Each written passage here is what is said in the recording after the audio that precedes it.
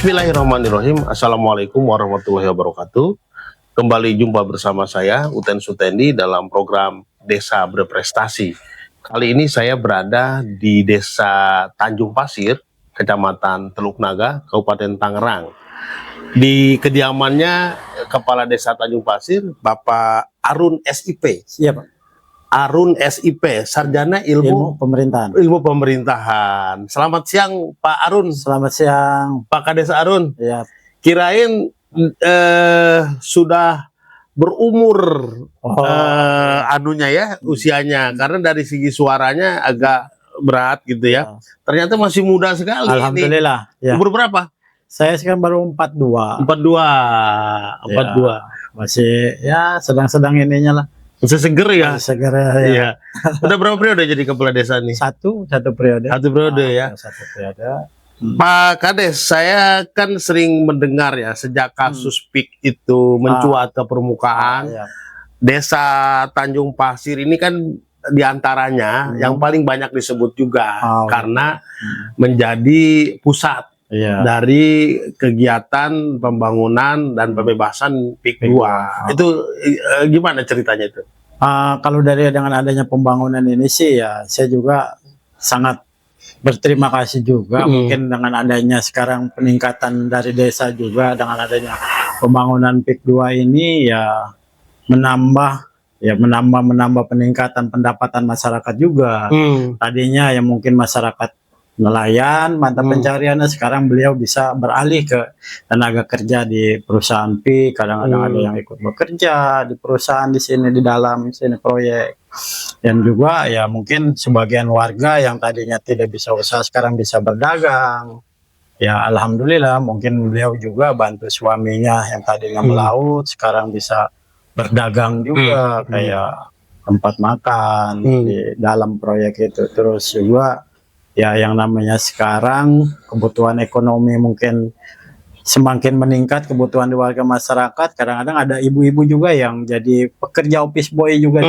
Ya alhamdulillah bisa dibantu juga dengan adanya proyek pembangunan ini. Ya kita juga yang sekarang ya paling tidak kegiatan-kegiatan yang ada di desa juga ya alhamdulillah dengan adanya CSR PIK 2 juga kita ada masuk juga dibantu. Nah nanti kita bicara soal CSR. Tapi sebelum itu saya tanya, meskipun misalnya sebagian besar warga sekarang udah kehilangan lahannya.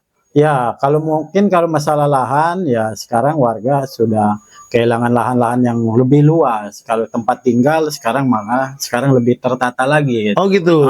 Oh tempat tinggal nggak tergusur? Tidak. Ada sebagian tergusur direlokasi. Sekarang kayak yang sekarang kita duduk ini juga saya hasil dari relokasi. Yang tadinya mungkin sering terjadi banjir, abrasi di pinggir pantai rumah saya. Sekarang lebih dekat ke jalan raya. Oh ini rumah ini dan kampung ini dulu apa? Desa. Sawah? Oh dulu tambak. Tambak Sawah. Gitu. Jadi direlokasi dari pinggir pantai ke sini, termasuk keluarga Pak Lurah. Iya. Pak Kades.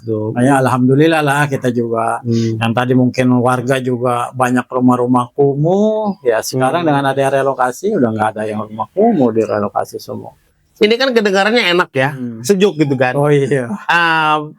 Tapi di luar sana, di televisi, di medsos, banyak sekali cerita-cerita miring yang bertolak belakang dengan cerita Pak Kades. Ya terkadang gitu, yang ada mungkin yang manusiawi ya, berlawanan, kadang-kadang ada pro dan kontra.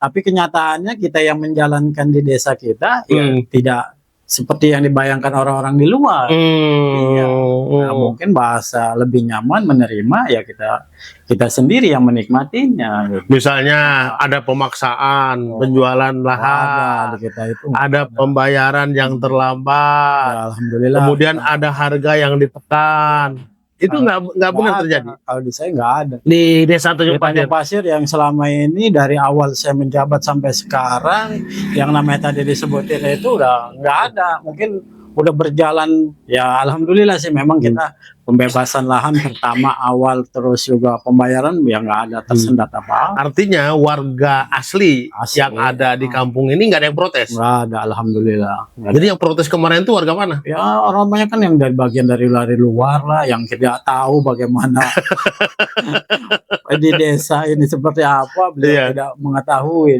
Iya. Kan seru banget itu. Iya. Sampai orang berantah dari mana-mana datang ke sini kan. Betul. Makanya membuat opini yang tidak bahasa yang kurang-kurang inilah mungkin di luaran tadi. Beliau tidak tahu, yang menikmatinya kita yang lebih tahu, masyarakat di sini gitu. Yang tahu persis dan merasakan bagaimana dampaknya, bagaimana ya dengan adanya pembangunan di dampaknya seperti apa ya. Tapi kita masyarakat kita selama ini ya alhamdulillah ya nggak ada masalah.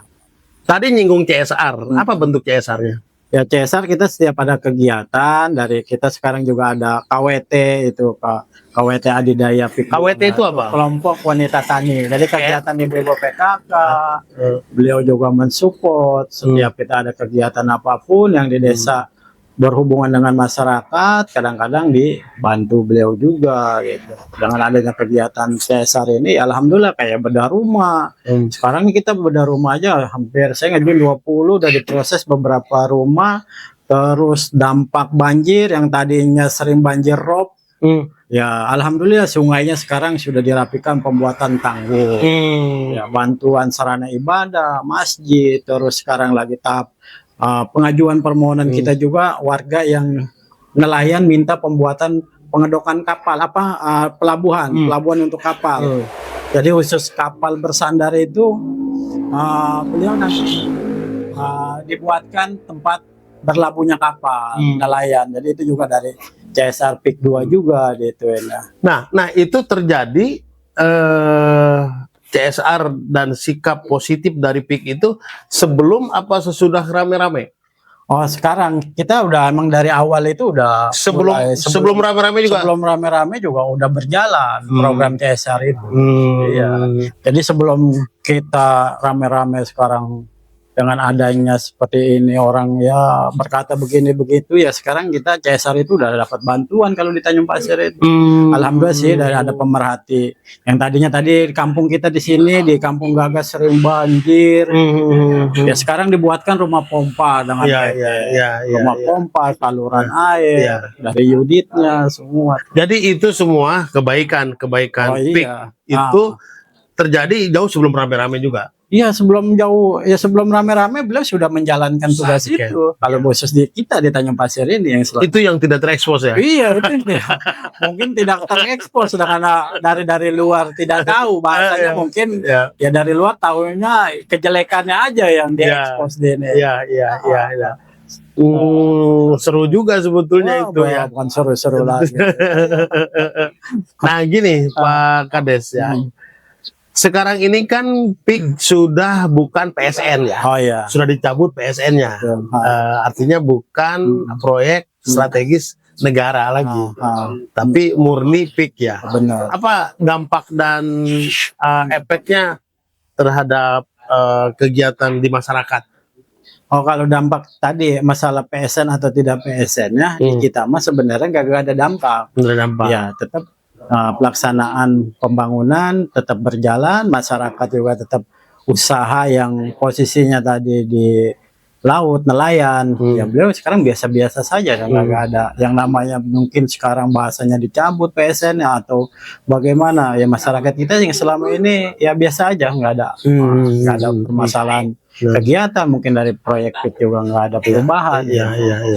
Untuk PSN itu yang selama ini kita memang tidak ada dampak. Ya walaupun bahasanya tadi ada PSN, walaupun dicabut, ya alhamdulillah di warga kita juga tidak ada perubahan, atau mungkin dari proyek pembangunan PIK yang sekarang ada di kita juga tidak ada perubahan, tetap biasa aja. Dari sisi harga ada perubahan nggak? Kalau untuk di wilayah Tanjung Pasir tidak ada. Tetap masih harga yang normal masih. Karena atau mungkin pembebasan lahan di sini sudah selesai semua kali. Sudah selesai alhamdulillah. Jadi ketika PSN dicabut nggak pengaruh kan? Karena sudah selesai. Sudah belanja sudah selesai ya. Sudah selesai. Mungkin pengaruh ke yang lain kali ya. Pengaruh mungkin yang lain. Ya. Kalau kita udah nggak ada. Nah gini, kan Tanjung Pasir, desanya ini betul-betul ada di wilayah PIK ya, gitu. Lalu yang dilakukan oleh kepala desa Tanjung Pasir ini itu apa sekarang? Ya sekarang kita juga bekerja sama dengan perusahaan, dalam arti gini, kita punya kadang kebutuhan di masyarakat. Masyarakat yang tadi butuh tenaga kerja, butuh pekerja. Yang selama ini kita bantu masyarakat untuk masuk ke perusahaan itu untuk bekerja. Ya tinggal tergantung nanti dari tingkat SDM-nya masyarakat itu mau kerja di bagian mungkin yang lebih ringan atau mungkin lebih ya tenaga kasarnya ya mungkin itu ya alhamdulillah kita bisa bantu warga juga. Dan tadi untuk kegiatan-kegiatan desa yang selama ini mungkin kita kebutuhan ada rumah warga yang tidak layak pun kita bisa tinggal ngajukan kepada pihak perusahaan CSR yang tadi. Dan perusahaan welcome, alhamdulillah. Artinya tingkat pengangguran di desa Tanjung Pasir rendah dong? Ya mungkin agak berkurang, mungkin ya terus ada peningkatan perubahan status juga. Mungkin tadinya beliau tadi nelayan, sekarang bisa kerja di perusahaan, ya berubah status, mungkin agak ya ada perbedaan lah gitu. Alhamdulillah juga masyarakat kita bisa terbantu yang untuk bekerja. Kan ini tantangan buat Pak Kades ya, sebagai kepala desa Tanjung Pasir. Masyarakat yang tadinya petani, nelayan, kemudian ini menjadi kawasan industri atau kota nanti, pasti dibutuhkan SDM yang punya kualitas tertentu.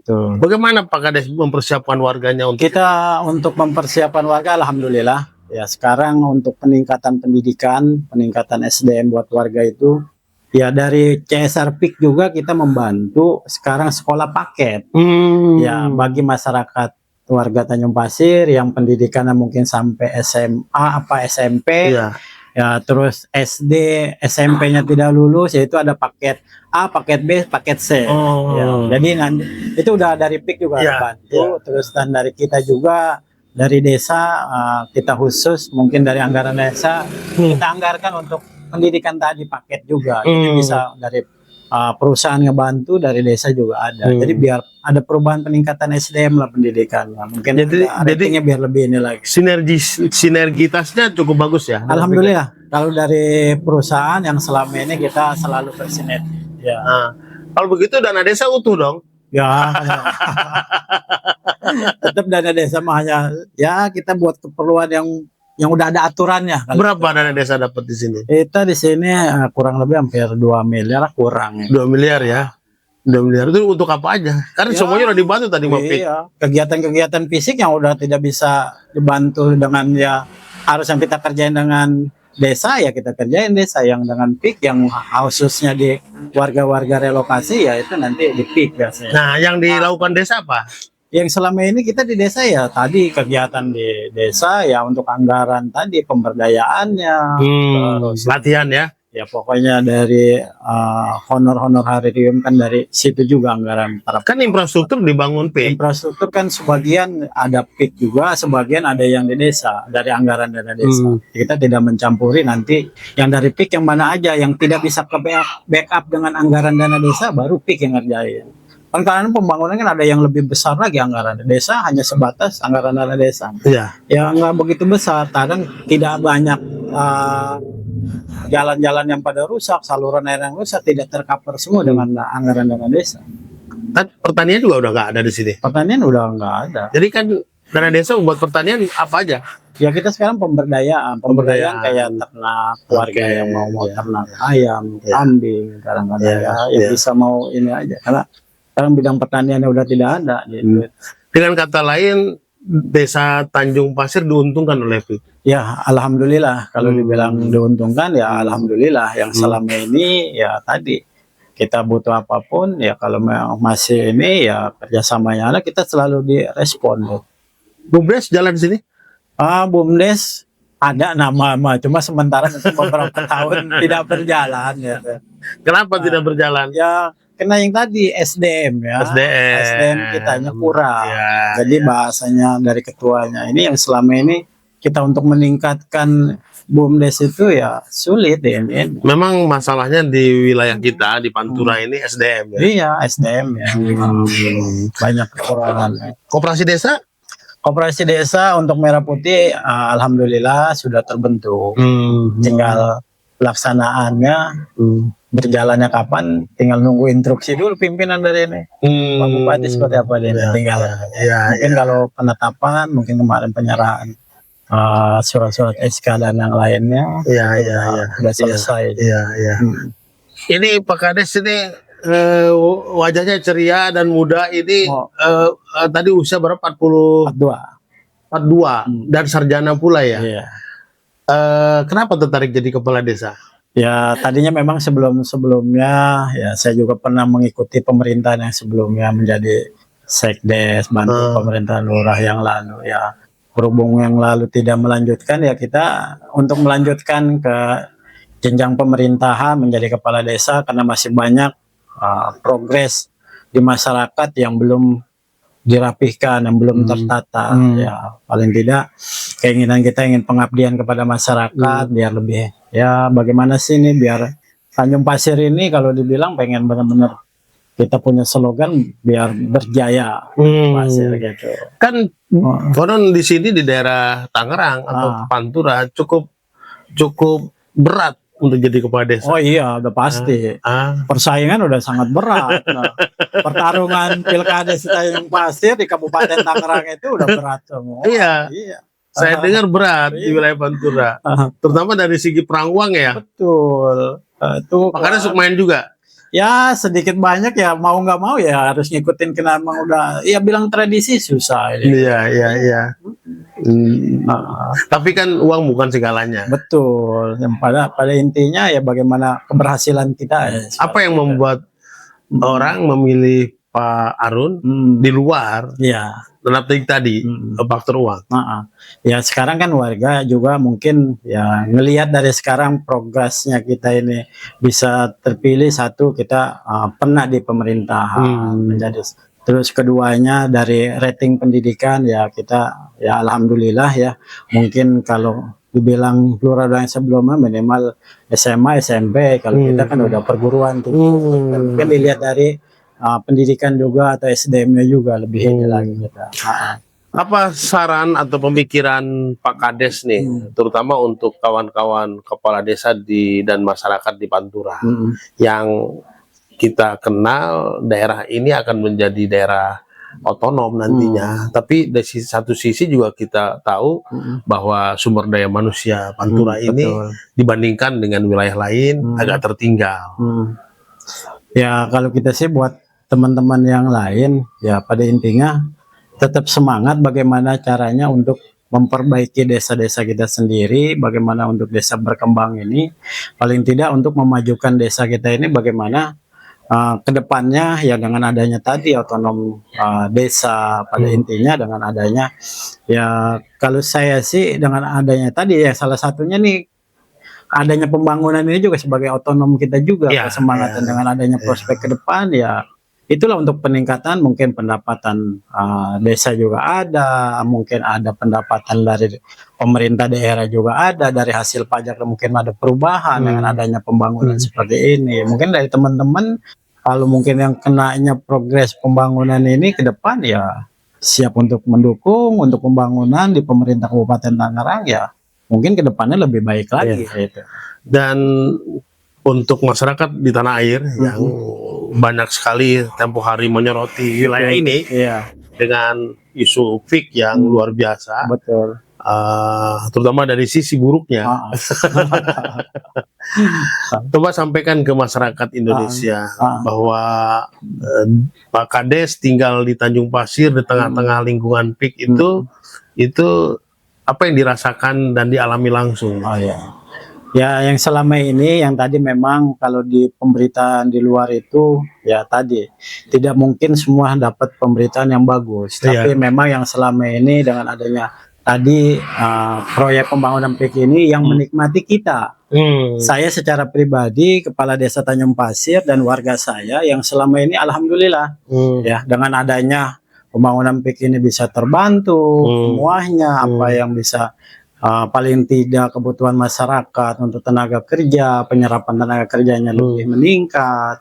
Anggaran-anggaran dana CSR sekarang untuk para nelayan, alhamdulillah nelayan ada yang dibantu alat tangkap, jaring dan yang lainnya dari CSR PIK 2. Ya mungkin kalau di luar-luar yang tadi disampaikan kemarin rame PIK begini, ya kalau menurut saya yang sekarang saya menikmati tidak ada permasalahan menurut saya yang begini. Ya selama ini mungkin ya mohon maaf tanda kutip ya mungkin orang-orang yang tidak senang mungkin ya itu. Ini suara dari kepala desa mewakili warga desa ya? Betul, kita mewakili warga masyarakat yang selama ini warga kita juga sudah terbantu dengan adanya kegiatan CSR dari PIK, tadi bedah rumah, bantuan.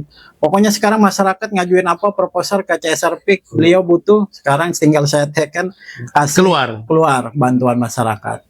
Banyak itu. Makasih Pak Kades. Siap, ini sama-sama.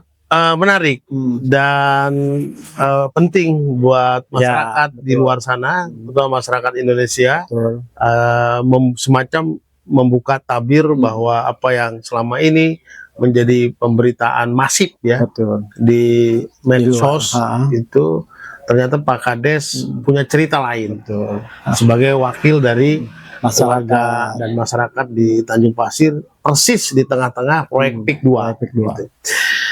Terima kasih Pak Kades ya. Siap. Baik pemirsa di rumah dan di mana saja berada, demikian obrolan saya dengan Kepala Desa Arun SIP, Kepala Desa Tanjung Pasir, seputar kondisi terakhir Tanjung Pasir setelah ramainya isu PIK 2 yang sempat mengguncang banyak pemberitaan di tingkat nasional dan bahkan tingkat dunia bahkan. Sampai jumpa lagi bersama saya Uten Sutendi dalam podcast berikutnya. Assalamualaikum warahmatullahi wabarakatuh. Waalaikumsalam. Terima kasih Pak Kades.